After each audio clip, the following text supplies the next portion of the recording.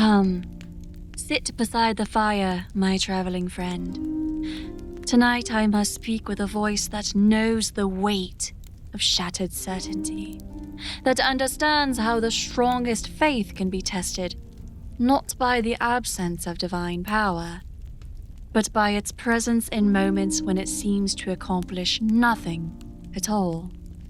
This voice belongs to one who has knelt among broken glass and scattered prayer books, who has felt divine power flowing through mortal hands while surrounded by evidence that such power had arrived too late to matter. Tonight, I speak as someone who has learned that the most profound spiritual crises come not from losing faith in the gods, but from questioning whether serving them makes any meaningful difference in a world where evil often seems to triumph, despite our best efforts. The chronicle I'm about to share unfolds in the aftermath of tragedy, where a young paladin discovers that divine calling provides no immunity from doubt, and that the hardest battles are often fought not against external enemies, but against the despair and confusion that can corrupt the heart from within. 'Tis a tale of broken temples and unanswered questions, of heroism that fails to save, and sacrifice that seems meaningless. So prepare your heart for a different kind of struggle, friend, as I share a paladin's doubt. Sir Gareth Dragonbane had always known his purpose with the clarity that came from divine calling, his faith as steady and reliable as the sunrise, his commitment to justice as unshakable as the mountains that had watched over his homeland for countless generations. But standing in the ruins of Greenest's temple, with the morning sun illuminating the devastation left by the cult's attack, he found himself questioning everything he had believed about divine justice, mortal responsibility, and the will of gods who were supposed to protect those who served them faithfully. The young Paladin of Torm had arrived late to prevent the attack, too late to save the 17 people whose bodies now lay beneath white shrouds in the temple's courtyard, their lives cut short while he had been elsewhere, pursuing what had turned out to be false intelligence about cult activities 3 days' ride to the south. The irony was bitter as winter wind. He had been trying to protect other innocents when these innocents had needed his protection most, and his absence had allowed evil to triumph in a place that should have been safe under his guardian's watchful care.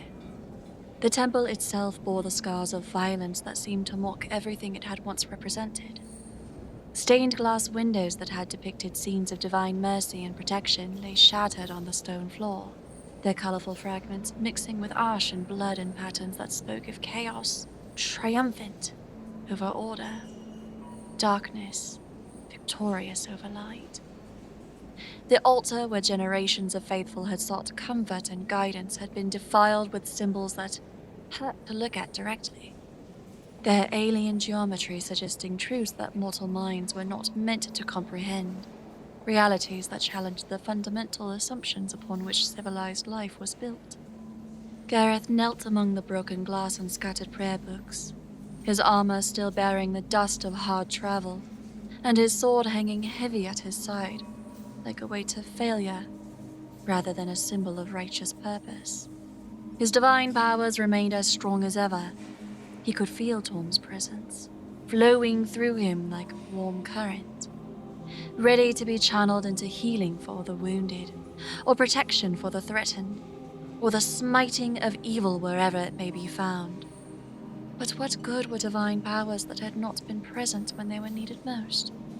What value did his oath to protect the innocent have if that protection consistently arrived too late to matter?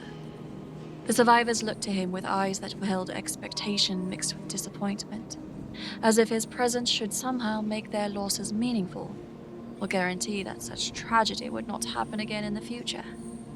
Children who had hidden in the temple's cellar while their parents died above emerged to stare at him with a kind of hollow gaze that spoke of innocence forever lost.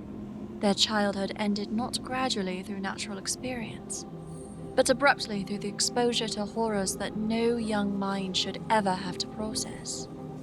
Elderly parishioners who had trusted in divine protection sat among the ruins of their faith, their prayers apparently unanswered, and their beliefs shaken to their very foundations.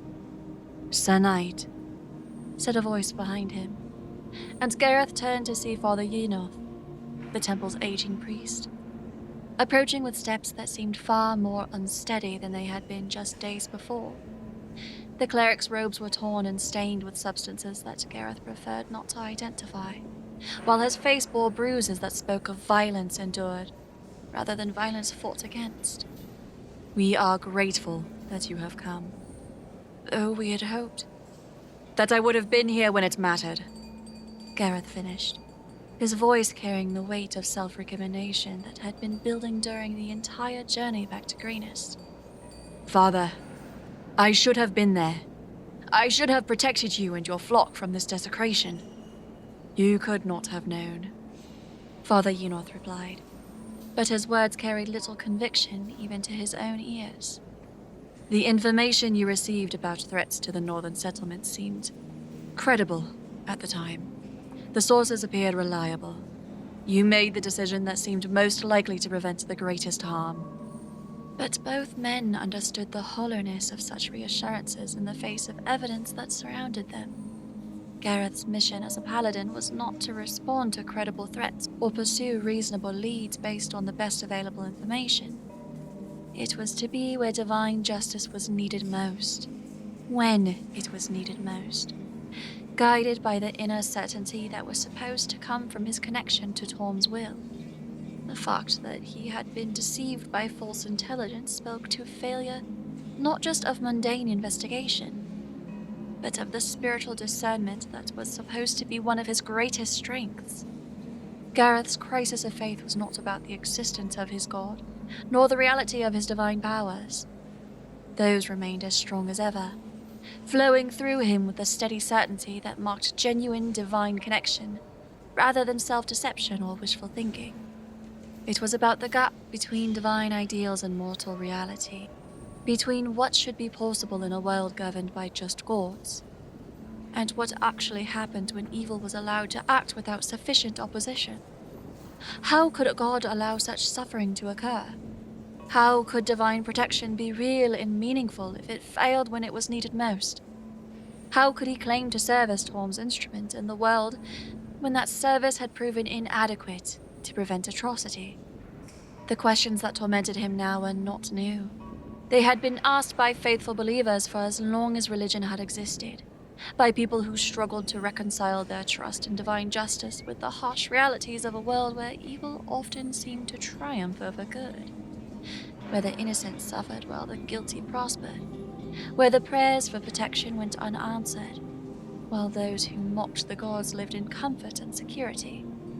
But for a paladin, these questions carried additional weight, because his entire identity was built upon the belief that divine power could be channeled through mortal action to achieve meaningful results in the material world. As he moved through the ruined temple, cataloguing the damage and trying to offer what comfort he could to the survivors, Gareth found himself remembering his training at the monastery, where he had first learned to channel Torm's power for the protection of the innocent.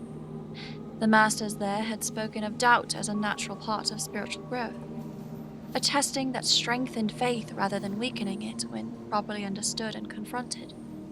But they had also taught that doubt, unexamined, could become a poison that corroded the foundations of belief until nothing but empty ritual and hollow chords. "The righteous man does not question the justice of his cause," Master Aldrich had taught during the theological discussions that formed a crucial part of Paladin training. "But he must constantly question his own worthiness to serve that cause, and his own understanding of what justice requires in each particular situation. Doubt about oneself can lead to wisdom. Doubt about divine justice leads only to despair."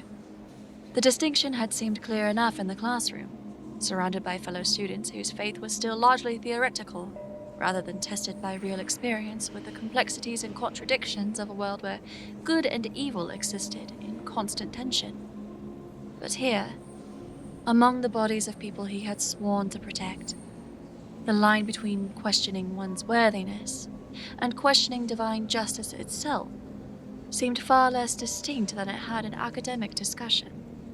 Young Linan Swift, whose family's general store had been one of the cult's primary targets during their raid on the community, approached him with the kind of determined courage that marked her as someone who refused to be defined by the tragedy that had touched her life.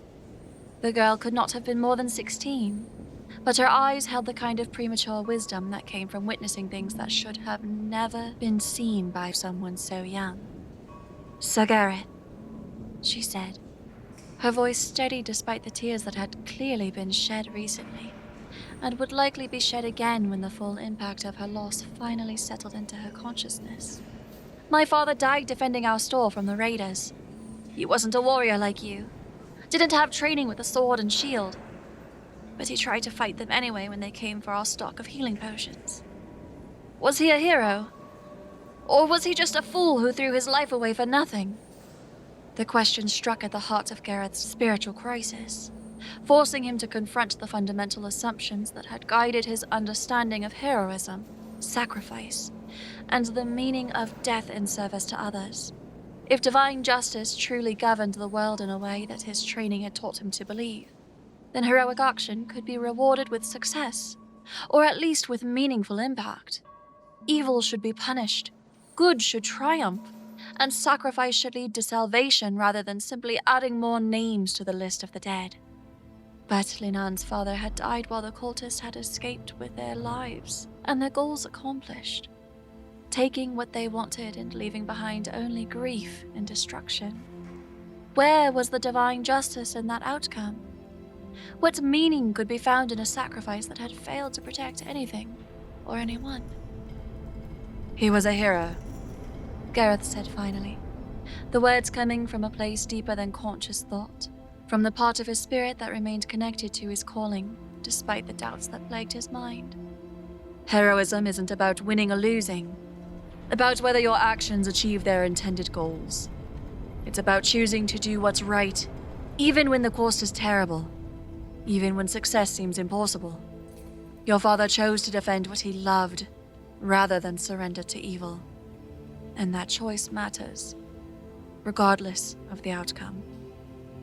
"But he's still dead," Linan replied with the blunt honesty that grief sometimes brought to those who had lost the luxury of comforting illusions. "And they're still out there, probably planning to hurt other people the same way they hurt us. What good did his heroism do if it didn't change anything? If it didn't prevent a single moment in the suffering they inflicted?" 'Twas a question that went to the heart of moral philosophy, challenging the fundamental belief that right action had inherent value independent of its practical results. Gareth found himself struggling not just to answer Linan's questions in a way that might provide comfort, but to believe his own answer when he gave it, to maintain his faith in principles that seemed increasingly fragile when tested against harsh reality. "I don't know," he admitted, the words feeling like a confession of failure even as he spoke them. "I wish I could tell you that divine justice ensures that good always triumphs in the end, that sacrifice always has meaning that we can understand, that everything happens according to a plan that makes sense from a perspective larger than our own. But I can't see the pattern that the gods see, and I can't promise that everything that happens serves a purpose that mortals can comprehend."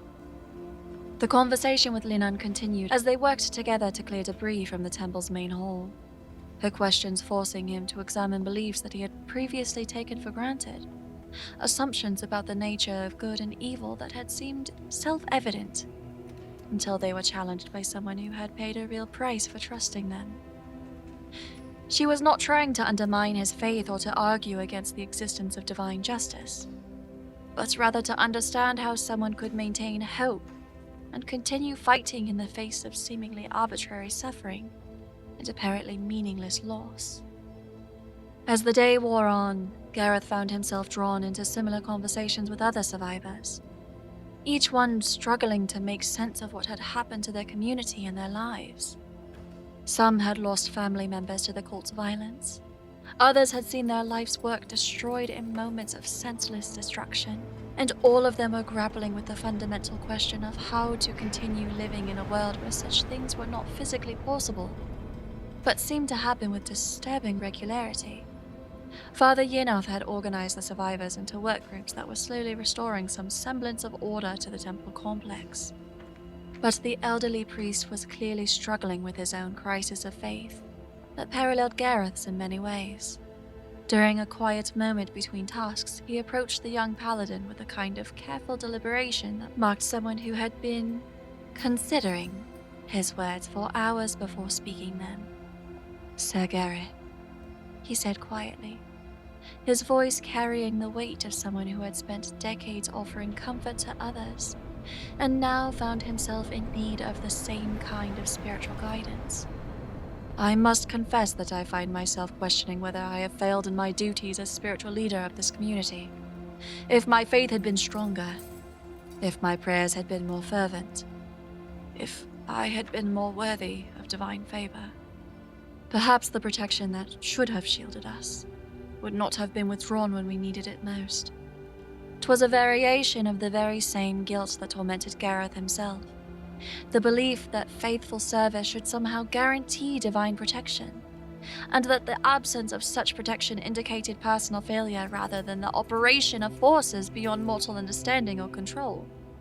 But hearing the priest voice such concerns helped Gareth recognize the logical fallacy they had contained, the way they reduced the complex relationship between mortals and divinity to a simple transactional arrangement. "Father," he said slowly, working through the implications of what he was saying even as he spoke.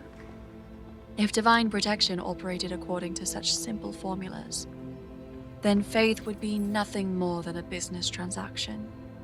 We would serve the gods not out of love or conviction, but out of cold calculation, trading worship and obedience for safety and prosperity. That's not faith, that's commerce." "Then what is faith?" Father Yinoth asked. "If not the reasonable expectation that the gods will protect those who serve them faithfully, what meaning does devotion have if it doesn't lead to divine favor?" Gareth considered the question while watching the survivors work to restore their temple, their actions showing a kind of practical faith that needed no theological justification to sustain it. They were rebuilding not because they expected divine reward for their efforts, but because the work itself had meaning that transcended any promise of protection or prosperity. They were choosing hope over despair, construction over destruction, community over isolation, despite having every reason to conclude that such choices were pointless in a world where evil could strike without warning or consequence. "Maybe faith is the commitment to serve what's right regardless of whether that service is rewarded," he said finally, the insight feeling like a revelation, not because it contained entirely new information, but because it reframed familiar concepts in a way that suddenly made sense of his current struggles. "Maybe the decision to rebuild rather than despair, to hope rather than surrender, to love rather than hate, even when the world gives us every reason to choose otherwise." The insight felt profound, but it also raised new questions about the nature of his calling, and the source of the power that flowed through him when he channeled Torm's strength. If divine favor was not dependent on perfect success in protecting the innocent, if it was not withdrawn when tragedy occurred despite his best efforts, then what was the true relationship between his actions and the divine will he sought to serve? That evening, as the survivors gathered for a memorial service in the partially restored temple, Gareth found himself leading prayers with a different understanding what those prayers meant and what they were intended to accomplish. He was not asking for guarantees or future protection or demanding explanations for past failures, but simply affirming his commitment to serve the cause of justice, regardless of where that service might lead him, regardless of whether it resulted in obvious success or apparent failure. The service itself was unlike any religious ceremony he had previously attended, marked by a raw honesty about loss and uncertainty that formal liturgy often avoided in favor of comforting platitudes. People spoke openly about their anger at the gods, who had failed to protect them, their fear of what might happen in the future, and their confusion about how to rebuild their lives in the aftermath of devastating loss. But they also shared memories of those who had died and made commitments to continue the work that the dead had left unfinished. When Gareth's turn came to speak, he found himself drawing upon the conversations he had shared throughout the day, rather than the formal theological training that had once seemed so important to his understanding role as a spiritual leader. I came here expecting to offer you comfort based on certainties that I thought I possessed, he began, his voice carrying to every corner of the damaged temple, despite the absence of the acoustic enhancement that had once amplified the voices of those who spoke from the altar. I plan to speak of divine justice and ultimate meaning, of the gods' plans, and the assurance that everything happens for a reason. But you have taught me that real comfort comes not from false assurances about things we cannot understand, but from the willingness to stand together in the face of uncertainty. He paused, looking around at the faces that showed a mixture of grief and determination, loss and hope, the complex emotions of people who had been wounded, but not broken by their encounter with evil. We cannot promise that faith will protect us from suffering, or that good intentions will always lead to good outcomes, or that the gods will intervene to prevent every tragedy that threatens those we love. But we can promise each other that we will not face these challenges alone, and that we will not allow evil to have the final word in defining what our lives mean. The words were simpler than the theological discourse he had been trained to provide, less sophisticated than the academic discussions that had once seemed so important to his understanding of divine truth. But they seemed to resonate with the audience in ways that more complex formulations might not have achieved, speaking to the practical needs of people who were less interested in abstract theology than in finding ways to continue living with hope despite having a good reason for despair. As the service concluded and the survivors began to disperse to their temporary shelters, Gareth remained in the temple to complete his own spiritual reckoning with the events of the day. His crisis of faith had not been resolved through some dramatic revelation or mystical experience that answered all his questions and dissolved all his doubts. Instead, it had been gradually transformed through conversations with people who had faced genuine loss and chosen to respond with the courage rather than cynicism. The divine power that flowed through him remained unchanged in its strength and character, but his understanding of how to use that power had evolved in ways that would shape his service for years to come. He would still fight against evil wherever he encountered it, still work to protect the innocent from those who would harm them. But he would do so with the humility that came from understanding that victory was not guaranteed, and that even apparent defeat could have meaning if it was chosen for the right reasons. Young Linan Swift found him there in the darkened temple, her presence announced by the soft sound of footsteps on broken glass.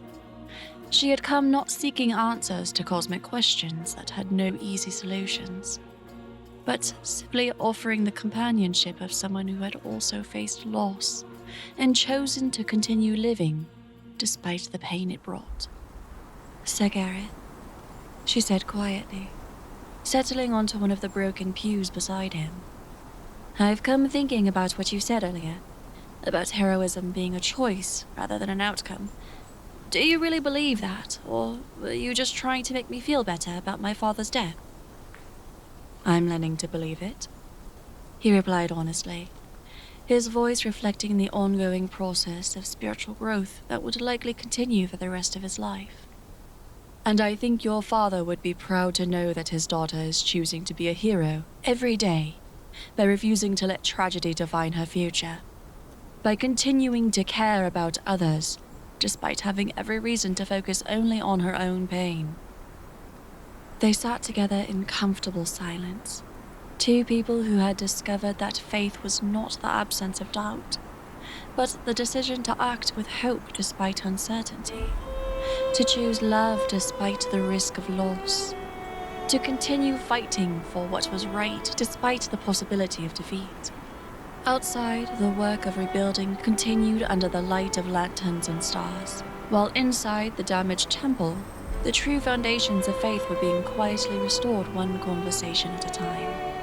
The Paladin's doubt had not been cured nor eliminated, but it had been transformed from a source of weakness into a source of wisdom, reminding him that the most important battles were often fought not against external enemies, but against the despair and cynicism that could corrupt the heart from within. In the ruins of Greenest's temple, Sir Gareth Dragonbane had discovered that sometimes the greatest act of faith was simply the decision to continue believing that righteousness mattered, that love was stronger than hate, that hope was more powerful than fear, even when the gods themselves seemed silent and the evidence for divine justice was difficult to find.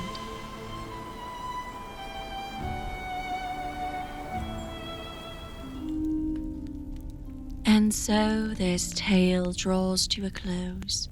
Though its echoes may linger in your dreams, the fire burns lower now. But don't despair. I've countless more stories waiting to be shared with you. If this tale stirred something within you, if it reminded you why magic still matters in this mundane world, then please, light your own beacon. The glowing thumbs up tells the spirits of story that our fellowship grows stronger. Subscribe to join our circle permanently and ring the notification bell. That way you'll know the moment I return with new chronicles. The fire burns brightest when more souls gather round it. Wouldn't you agree? Now, if that's the case, share this tale with another weary soul who needs it, reminding them adventure still exists. Tag a friend who would appreciate a good story by the fire. The more who believe, the more real these worlds become. And if you're new to our hearth, explore the playlist of chronicles that I've gathered. Tales of heroes and villains, love and loss, magic and mystery, each one carefully chosen for souls like yours. Until the fire calls us together again, may your own adventures be worthy of legend, and may you never lose the wonder that brought you here tonight. Travel or sleep well, brave soul. The long rest awaits your return.